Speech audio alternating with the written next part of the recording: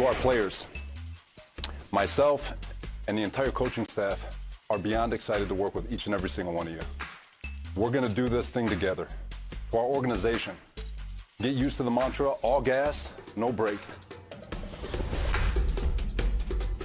There he is last week in his introductory press conference, and he's joining us live right now, the new head coach of the New York Jets. He's Robert Saleh. And, Coach, I got to tell you, it's business suit season for coaches, and most of them can't pull it off. They seem awkward. They seem like fish out of water. You win.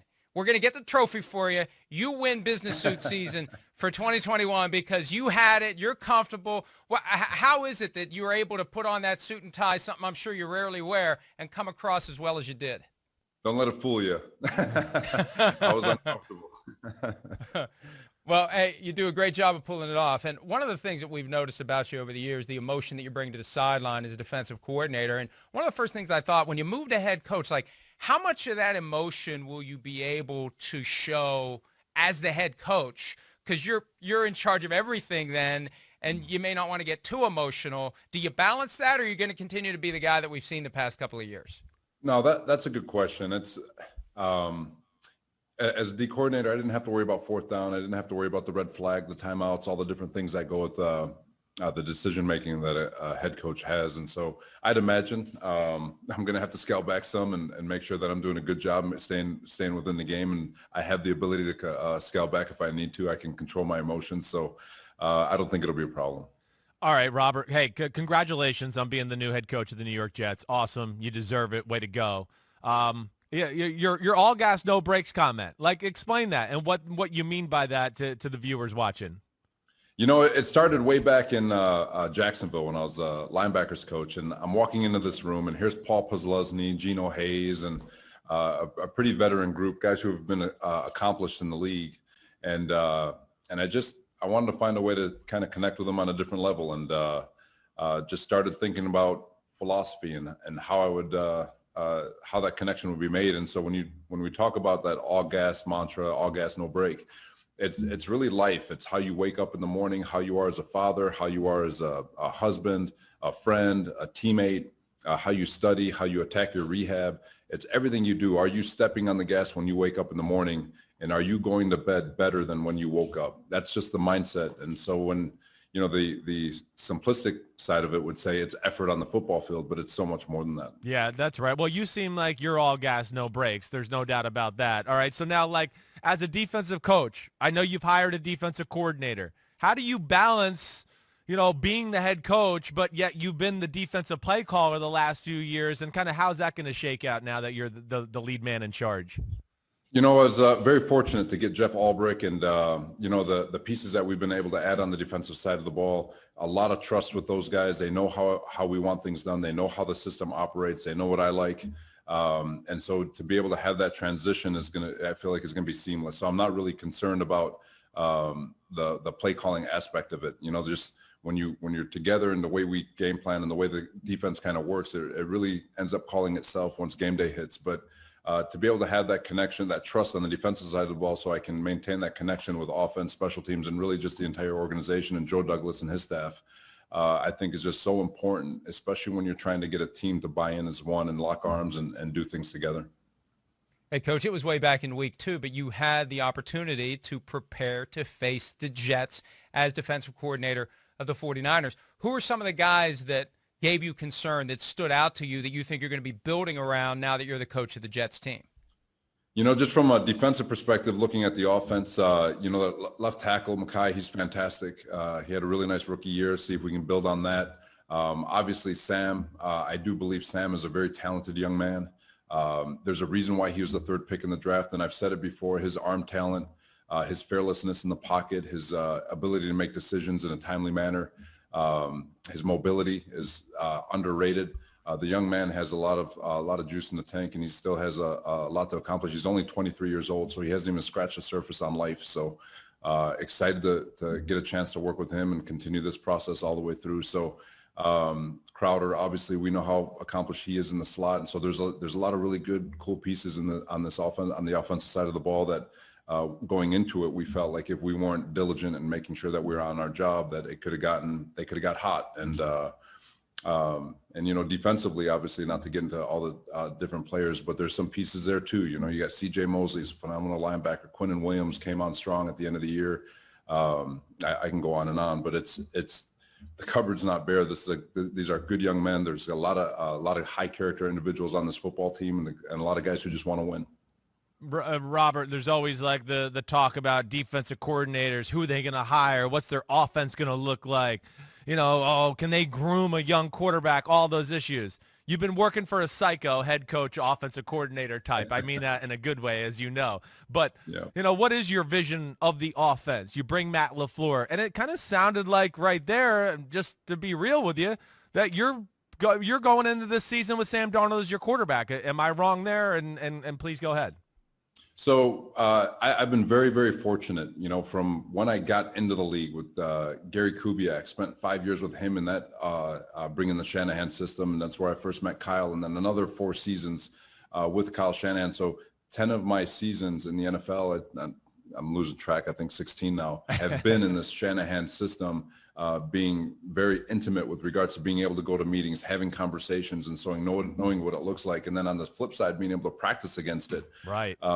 It's an SOB to go against on a day in and day out basis. The shifts, the motions, the personnel groupings, all the different variety of things that they do, but yet they make it so simple for the quarterback to operate at a very high level. And so when you look at what will be, obviously there's that Shanahan system that everyone's going to attach it to, but Mike LaFleur is ready. He's been with them since Cleveland. He rebuilt it. He was part of the rebuild in Atlanta, part of the rebuild in San Francisco. And so he's ready to put his touches on it. And I could imagine that he's going to put his wrinkles on no different than what his brother did in Green Bay and putting their wrinkles to it.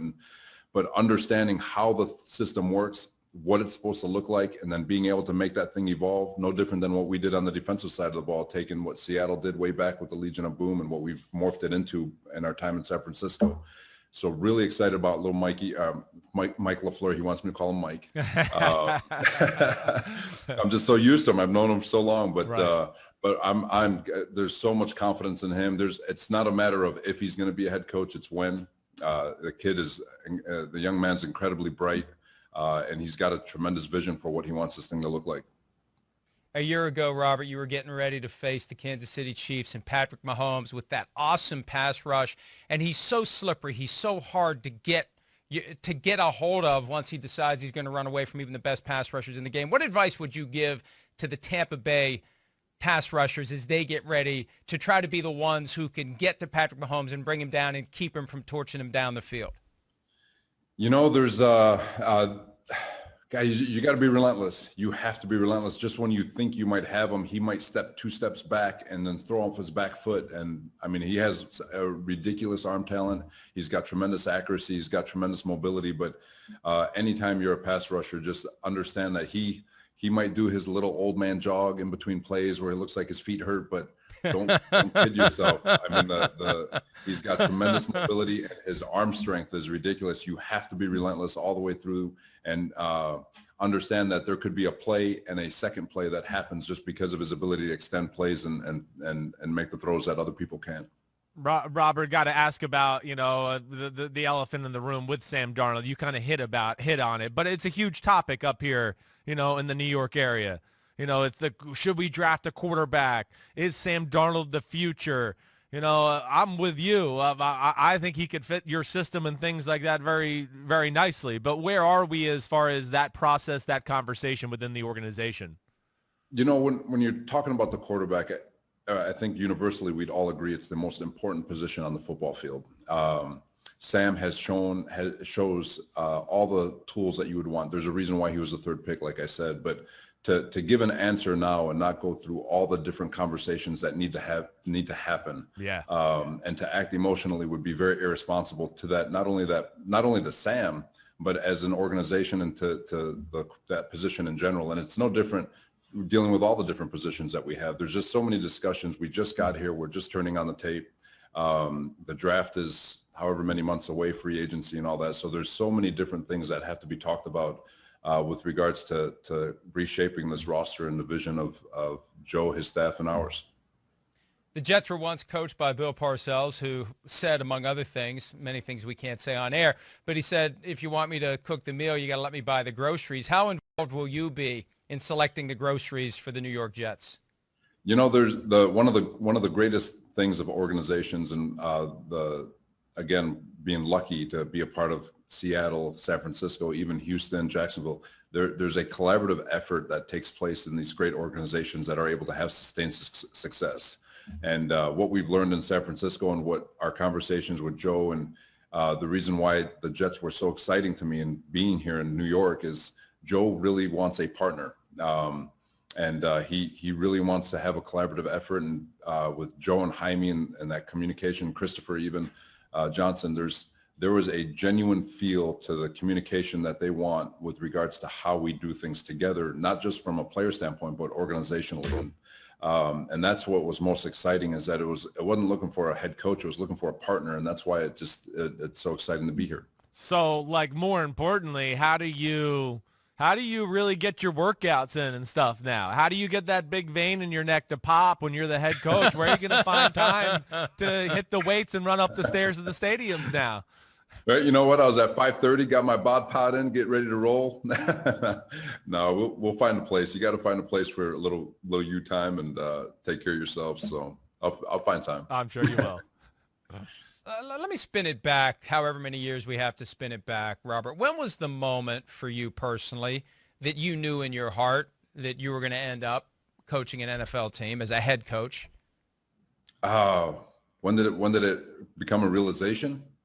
When did you just know? When's that moment that you just knew this is my destiny, this is where I'm going to be? Well, I don't know if I don't know if I was pessimistic on my opportunity to become a head coach, even though it felt like it was a real possibility as we went through the interview process, you know? So you just go through and you can't help but listen to your family and all that stuff, and whatever negative voice might come from the outside sources. But still, I knew I wanted to coach. And really when I was in college, I knew I wanted to coach, and I went against my instinct when I graduated college and I got into the corporate world at Comerica Bank. And, you know, we all need those nudges every once in a while. And, you know, the stories wrapping around with 9/11 and the nudge that it gave me to pursue my passion. And so how that went, obviously the aspirations to be at the top of your profession, and anything you do is always at the forefront of my mind, and just to try to just be my personal best everywhere I was, with that long-term goal in mind. But not until the Jets called that I say, man, it's happening, and it's supposed to be exactly where it is. So it was pretty exciting. Well, you've worked with some great coaches. You've talked about that a little bit. Like, when you just think, like, you know, Pete Carroll, Kyle Shanahan, you know, some of the other ones, what's the first thing that pops to your mind that you're kind of going to take to your own job and try to, you know, infuse into your own football team?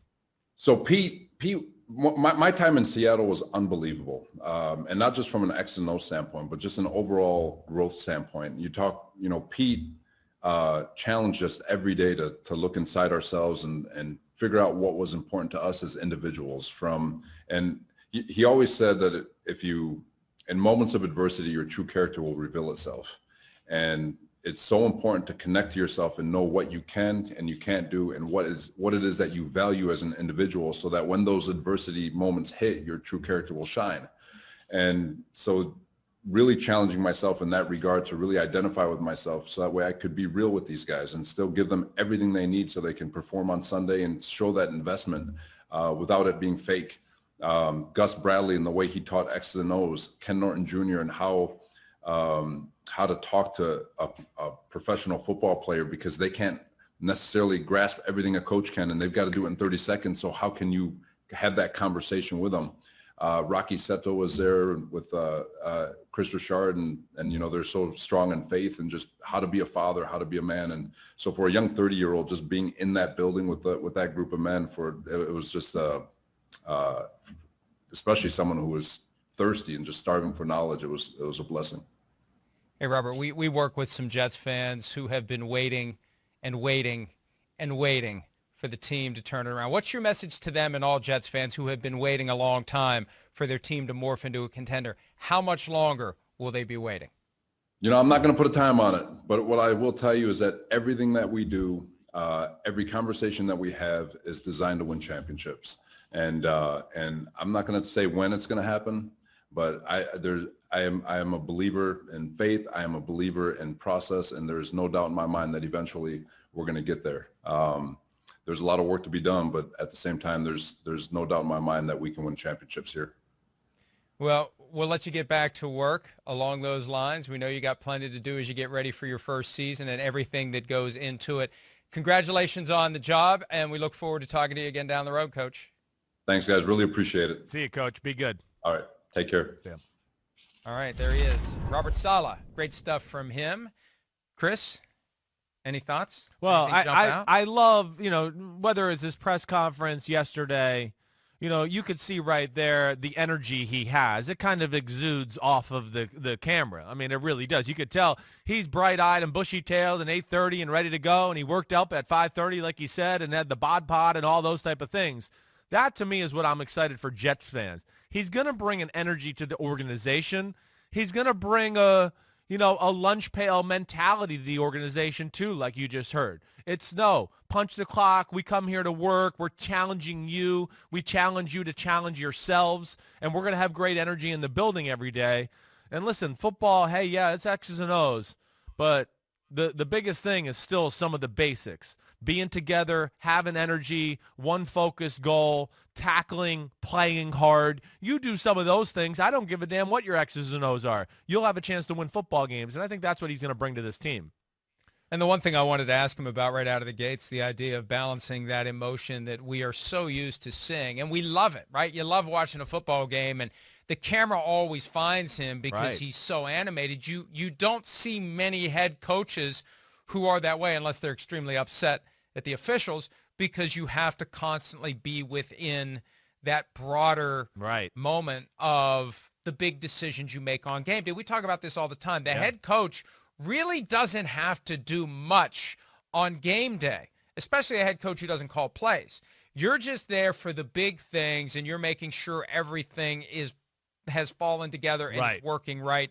And then when you have to field goal or touchdown, go for it on fourth down, onside kick, all the little things that become big moments in the game. That's what you have to be ready for. And you can't be all fired up and caught up in the moment because you have to make a dispassionate decision. No, you're right. He'll have to balance that. And I hope it doesn't balance too far into, being too peaceful. I do want him to keep that energy and what he does, because I think it's infectious on the sideline too. Now, Jeff Ulbrich is very similar that way. He's got a vein that pops out of his neck, and he'll be the psycho too on the sideline as well to join the crew there.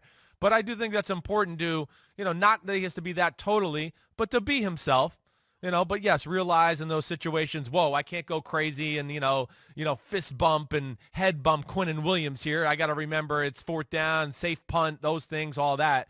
But I don't want him to lose that. I think it's one of the best things about him. Yeah, that's right. You got to be true to yourself. And I think about one of his mentors, Pete Carroll. When you see Pete Carroll on the field, before the game, during the game, there's an energy there. You still have to contain it and control it during the game. Right. But, he's out there before the game throwing the football around, moving around like a guy 30 years younger than he is. Yeah, he's a different guy, folks. Pete Carroll morphs into a different human being when he walks out onto a football field. You see him away from the field, and it's like, well, what happened to Pete? Was he in an accident? Like, he's not moving, you know what I mean? And then as soon as he's on the field, he's hopping and popping around all over the place. And I just think that's that joy, I think, that comes from getting to the pinnacle of your profession. And it's the story, Chris, that, he's in the financial world, and 9/11 causes people to reevaluate where they are and what they're doing. And he had a brother that I think they'd lost track of for 24 hours, and they weren't sure what had happened to him. And it causes you to ask yourself, what am I really doing with the time that I have here? Because we don't know how much time there's going to be. And, let me go do the thing that I want to do. And it's not easy, as we discussed last week. You got a good swanky job, you're making good money in the financial world, and then all of a sudden you're making 18 grand. Right? To be at the lowest level of coaching. Right. Because you got to prove yourself. Right. Right? You got to prove that you love it, so we're not going to pay you anything because that's going to prove that you love it. It's not easy to do. No. It's not easy to do, especially when you're wearing the golden handcuffs that come from having a job in the private sector that's paying you pretty good money. No doubt. I mean, listen, that private sector, they work hard to do all those things, but not NFL head coaching work. That's psycho work. That's a sacrifice of life. And, yeah, there has to be something burning inside you to want to go do that and be that. There really does. You're going to have to be willing to go, okay, I'm not going to see my wife many times over the next 6 or 7 months. Kids, yep, I'll see you Saturday if we got a home game. Other than that, sorry, I don't see you much either. It's a huge sacrifice being a coach in the NFL, and he went all in. He went all in, and it's paying off, and that's great to see. Speaking of kids, he has 6. Whoa. 6. Whoa. And by the way, and look, this isn't just me deciding to stir up something other than butter here. I got people who talk into my ear, and Pete's saying, oh, by the way, it makes it even more insulting that the Texans didn't interview him and did interview Josh McCown, who's never coached anywhere. Right. And it Yes. does. No, it does. Yes. I thought about asking that question, but I just said, let's keep it happy and, not getting into those kind of conversations. But, yes, obviously, it's great to see a guy like Robert Saleh get the head coaching job. One, he's earned it. He did really good things as far as what his players did on the field. There is an energy and a culture he brings to your defense and your team by what you see, of him that way. And, again, I think this is where I'm hoping football can change a little bit to where it doesn't always have to be about the offensive genius. There is something to be said about, like we talked about, hitting, tackling, energy, leading men, doing the right things that way. That's more than half the battle in the NFL. And then you try to toy with the X's and O's to make yourself even better. But that's where I think he can really separate himself. And I think there's a lot of coaches out there like that. Not a lot, but some out there that are worthy of being able to do that and be an NFL head coach. And right now it's just all about the offensive coordinator guy. Last thing I'll say about it, I'm very proud of you for one specific reason. When you were starting to ask the quarterback question, I thought you were going to ask him about Deshaun Watson. and you've learned he can't talk about Deshaun Watson. No. So that's good. But as you were starting to get into it, thank you. I'm thinking, here it comes. Because I've been in that situation before. Who did I do that to at the Combine? Here it comes. Who did I do that? Pittsburgh? I did that with Colbert? I think I did. I think I asked him about Le'Veon Bell or something like that, and he was like, you asked somebody about a player on another team that had been linked to that team. Right. It's tampering, and you can't talk about it. Right. But that was good. It was good. You've learned. Thank you. I was thinking, oh, no, here comes the Deshaun Watson question. And I think Robert Saleh would have known that he can't say, yeah, well, you know what, I think we'd trade for him. We'd maybe send 2 first-round picks and Sam Darnold. You can't do it, and they rarely do it. Although Bruce Arians did it last year at the scouting combine. He made it clear he was going after Tom Brady, and he got him, and it worked. They're heading to the Super Bowl. Hi, I'm Mike Tirico, and thanks for watching. Make sure to hit subscribe for the latest news and highlights from NBC Sports.